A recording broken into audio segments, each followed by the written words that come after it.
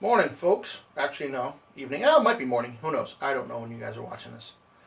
Welcome to episode 33 of everydaykt. Today, we're going to talk about staying strong. Now, as you all know, I use the tagline, be strong, put a kilt on at the end of every episode and in a lot of the other stuff that I do. So, what the hell does that mean? And how can you stay strong? It's not about physical strength. Yes, guys in kilts traditionally, not traditionally, but we've been known to throw a few things from now and again. Trees, really big rocks. God knows what else. Sheep sometimes. Sheep tossing is it's a growing sport. I hear it's going to be in the Olympics soon enough. But what does it mean to be strong? It has nothing to do with your physical strength or abilities. It has to do with your self-confidence. It has to do with your emotional state, your ability to stand up for yourself in the face of adversity and all of the other trials and tribulations that we as kilt wearers endure on a regular basis. Yeah, Nathan, I know you want the shirt. I'll get to that afterwards. So, staying strong. What does that mean? That means dealing with all the crap that comes our way, be it friends, family who think we're just crazy and weird, be it random people we don't know, hordes of teenagers at the mall making fun of us because, oh, there goes the guy in a skirt, significant others who are like, why are you putting this on? What's going on here? This is a pretty big shift. Is there something we need to talk about here? To absolute strangers who feel it is their God-given right to dictate from behind their keyboard what you can and cannot wear in your free time and what you can and cannot spend your own money on. Well, that's where Be Strong, Put a Kilt On comes in.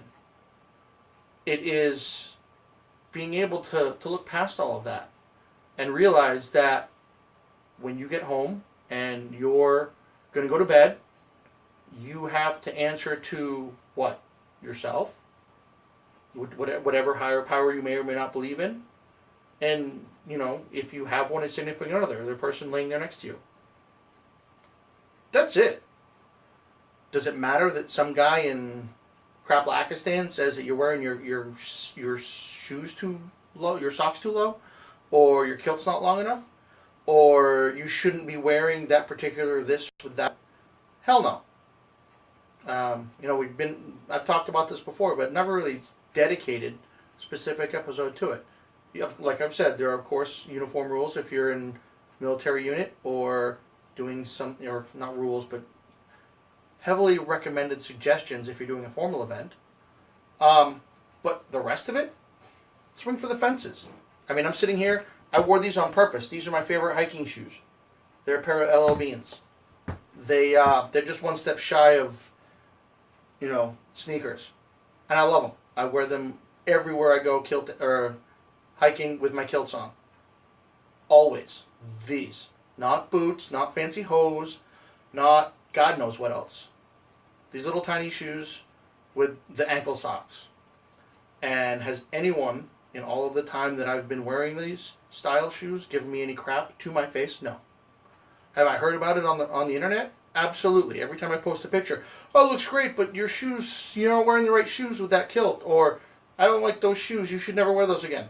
Okay, well then buy me some new ones. No. This is what I wear. I'm comfortable wearing these shoes. And you should be comfortable with whatever it is that you want to wear with your kilt. If you want to wear a kilt and a Hawaiian shirt all day, go for it. If flip-flops are, personally, not a big fan, but if that's your thing, who am I to tell you you can't do it? Go for it. The only thing you gotta do, pleats in the back. That's it. Pleats in the back. The rest, you have no one to answer to. You have just yourself. And if you're comfortable with who you are and what you're doing, then why stop? Why aren't you doing it? You know, I've bumped into lots of people. They're like, dude, thank you. You've helped me figure things out, and now I can wear my kilt confidently down to the convenience store without having to worry about the ass hat up the street giving me crap because I'm wearing a skirt. Well, that's his problem. If he has enough time to give you crap, obviously that guy needs a better hobby because he's got free time on his hands with nothing better to do. And that's kind of my take on everybody who decides that they just want to criticize what you're wearing, especially if you're not in the military, at a military event, and not at a wedding or graduation or funeral or whatever. You're out walking around in the snow, you're walking down the beach, you're doing whatever it is. Who the hell are they to say that, oh, you're wearing your whatever wrong? Screw that. No, not okay. You know, it's your stuff. You get out there, you have the confidence to wear it. I mean, I've been doing this for 10 years. It took me a good year before I just up and said, screw it, I'm just going to wear it all the time, whenever, wherever. And if somebody's going to give me crap about it, I'm just going to say, well, okay, fine, go on your way. It takes a while to develop that thick of a skin. But, you know, once you get to that point, think about it this way. You know, I use a kilt as a metaphor for life in general. If you can put a kilt on, especially when you have no people around you who wear kilts, and wear it consistently, or even inconsistently, but you wear it on your own, what else can you do? You've been able to, you know, you've gone through the fire. You've said, I'm going to put myself out there. This is who I am. This is what I want to wear, and this is who I'm going to be. Accept me or don't. You know, if you don't want to be my friend, okay, big loss. Okay, so you've gotten through that. That's a pretty huge hurdle. It's not like I, you know, decided to go do something on my own. You're publicly displaying your confidence and your ability to stand up for yourself. So what else out there in the world can you do? Pretty much whatever you want. I mean, I might not be the world's greatest at childbirth, but that's not something that, you know, I can do. So, unless Arnold Schwarzenegger and twins, that's a whole different story. Or whatever movie that was. But my point is, you can do whatever you want. And once you have developed that ability, that confidence to put your kilt on and wear it wherever you want to go, okay, what's the next cool thing that you've been afraid to do your whole life or haven't been able to do for whatever reason? Okay, look at that the same way as your kilt. You went to the store in your kilt. You went to this family event in your kilt. You went to wherever in a kilt. You made it to the mall multiple laps without trying to strangle a teenager because of whatever lewd or rude comments they're making about you. Awesome. Kick ass. Now, take that one step further. Okay, now you wear a kilt everywhere you go. What's next on the list? What's the next awesome thing that you want to do, that you've been afraid to do your whole life? Okay, say, oh, I can do that. Skydiving. Probably not good kilted, but yes, you can do it. Go for it.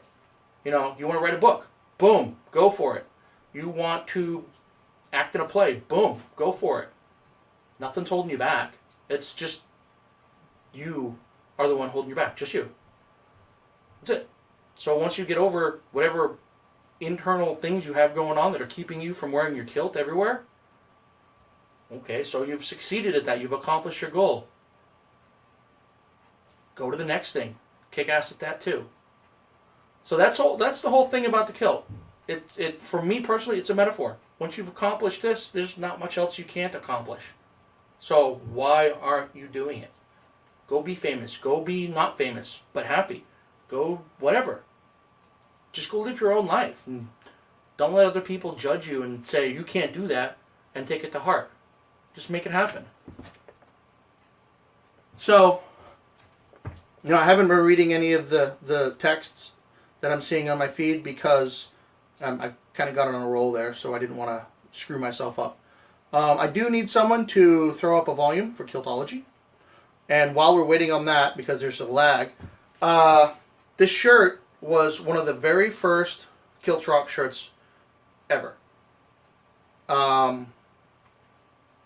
So what that means is, what I used to do is, if you look really close, right there, you'll see it's all weird looking.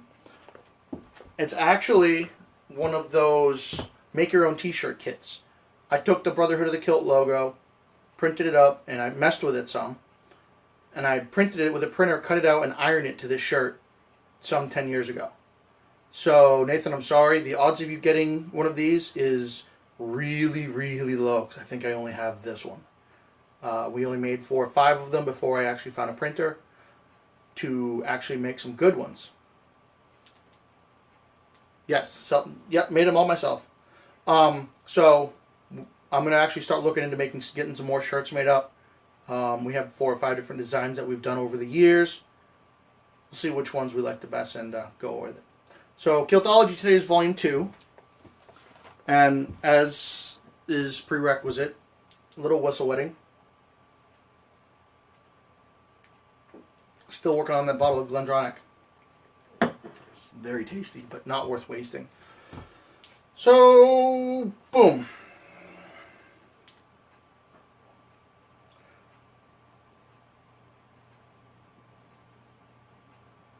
Oh, wow.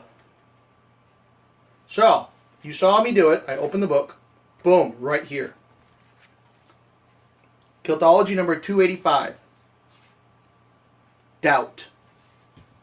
Never, under any circumstance, let a Kiltie know that you doubt he can do something. Come hell or high water, he will do everything in his power to prove you wrong. Why do you think we know that kilts do not make a good parachute? So, as you can see, do not try to tell a guy in a kilt that he can't do something, because you're probably going to be proven wrong. Awesome. So, 33. It's a good number. Larry Bird's number for any Celtics fans out there. And I will bid you adieu. We shall talk tomorrow. Be strong. Put a kilt on.